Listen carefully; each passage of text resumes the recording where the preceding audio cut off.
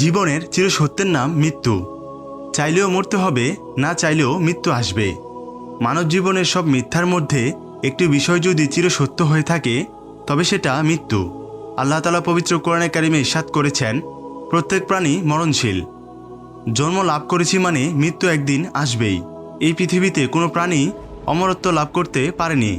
পবিত্র কোরআনে কারিমে আল্লাহ তাআলা ইরশাদ করেছেন, হে নবী, তোমার পূর্বেও আমি কোনো মানুষকে অমরত্ব দান করিনি। তোমার মৃত্যু হলে ওরা কি চিরকাল বেঁচে থাকবে? মৃত্যু কি? মরে যাওয়া মানে কি শেষ হয়ে যাওয়া, নাকি নতুন কোনো কিছুর সূচনা? মরে যাওয়া মানে কি হারিয়ে যাওয়া, নাকি বেঁচে যাওয়া, নাকি প্রকৃত জীবনের সূচনা ঘটা? মৃত্যু মানে ইহলৌকিক জীবনের ইতি টেনে পরলৌকিক জীবনে প্রবেশ করা, রূহ বা আত্মার জগতে স্থানান্তর হওয়া, ক্ষণস্থায়ী জীবন থেকে চিরস্থায়ী জীবনে যাত্রা করা। মৃত্যু মানে জীবনের রূপান্তর। মৃত্যু হওয়া মানে হারিয়ে যাওয়া কিংবা শেষ হয়ে যাওয়া নয়, বেঁচে যাওয়া কিংবা চিরস্থায়ী জীবনে প্রবেশ করা। মরতে যখন হবে তাহলে জন্ম হলো কেন? ভিন্ন একটি জগতে কেনই বা যেতে হবে আমাদের? একটি জগতের জন্যই মূলত এতগুলো জগতের সৃষ্টি। জন্ম লাভ করা আবার মৃত্যুর কোলে ঢলে পড়া, যাত্রাটা অনেকটা এমন, মনে করুন আপনি সৌদি আরব যাবেন, উদ্দেশ্য হজ পালন করা। বাসা থেকে বের হয়ে গাড়িতে উঠলেন, এয়ারপোর্টে গিয়ে প্লেনে বসলেন, এরপর সৌদি আরব পৌঁছে আবার বাস বা গাড়ি যোগে হোটেলে গেলেন। সর্বশেষ কাঙ্ক্ষিত উদ্দেশ্য সফল হলো, আপনি হজ পালন করতে সক্ষম হলেন। প্রতিটি মানুষের প্রকৃত গন্তব্য আখিরাত। পরকালীন জীবনে আপনি কেমন থাকবেন না থাকবেন তার প্রস্তুতি স্থল এই পৃথিবী।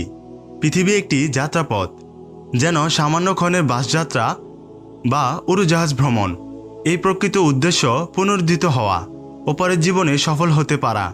পুনরুদ্ধিত হতেই হবে, এটাই চিরসত্য। পবিত্র কোরআনে কারিমে আল্লাহ তাআলা ইরশাদ করেছেন, আল্লাহ তোমাদের জীবন দান করেছেন, তিনি তোমাদের মৃত্যু ঘটাবেন, আবার তোমাদেরকে পুনরুদ্ধিত করবেন তিনি। পৃথিবী হলো দারুল আমল, আমাদের কর্মক্ষেত্র। আখিরাত হলো দারুল জাজা, সেটি প্রতিদানের জগৎ। এই দুটির মাঝখানে মৃত্যু হলো দারুল আমল থেকে দারুল জাজায় যাওয়ার দরজা। কর্মের জগতে রয়েছে কর্ম, রয়েছে কর্মের অবকাশ। কর্মজগতের কর্ম আর অকর্মের ভিত্তিতে সজ্জিত হবে প্রতিদানের জগৎ। সেখানে থাকবে শুধু প্রতিদান, থাকবে না কোনো কর্ম বা অপকর্মের অবকাশ। আল্লাহ তাআলা পবিত্র কোরআনে কারিমে ইরশাদ করেছেন, জীবন মাত্রই মৃত্যুর স্বাদ গ্রহণ করবে, আর তোমাদের কর্মফল তো পূর্ণমাত্রায় বুঝিয়ে দেওয়া হবে কিয়ামতের দিন। এরপর যাকে জাহান্নাম থেকে দূরে রাখা হবে এবং জান্নাতে দাখিল করা হবে, সেই সফল কাম। আর পার্থিব জীবন তো ছলনাময় ভোগ ছাড়া কিছুই নয়। গোটা মানব জীবনটাই একটি পরীক্ষা কেন্দ্র। সীমিত প্রশ্ন, সুনির্দিষ্ট উত্তর, পরীক্ষা শেষে অপেক্ষমান চূড়ান্ত সফলতার হাতছানি অথবা শাস্তি। আল্লাহ তাআলা ইরশাদ করেন, পুণ্যময় তিনি, যার কুদরতের হাতে রাজত্ব। তিনি সবকিছুর উপর সর্বশক্তিমান, যিনি সৃষ্টি করেছেন মরণ ও জীবন, যাতে তোমাদের পরীক্ষা করেন কে তোমাদের মধ্যে কর্মে শ্রেষ্ঠ। তিনি পরাক্রমশালী, মহাক্ষমাশীল। সুতরাং প্রকৃত বুদ্ধিমান সেই ব্যক্তি যে পরীক্ষার হলের সময়টুকুকে যথার্থ মূল্যায়ন করে এবং সঠিক উত্তর প্রদানের মাধ্যমে চূড়ান্ত সফলতা অর্জনে সচেষ্ট হয়। রাসূল সাল্লাল্লাহু আলাইহি সাল্লাম বলেছেন, বুদ্ধিমান সে যে নিজের হিসাব নেয় এবং মৃত্যুর পরে জীবনের জন্য উপার্জন করে, আর অক্ষম সে যে নিজেকে প্রবৃত্তির অনুগামী করে এবং আল্লাহর প্রতি অলিক প্রত্যাশা পোষণ করে।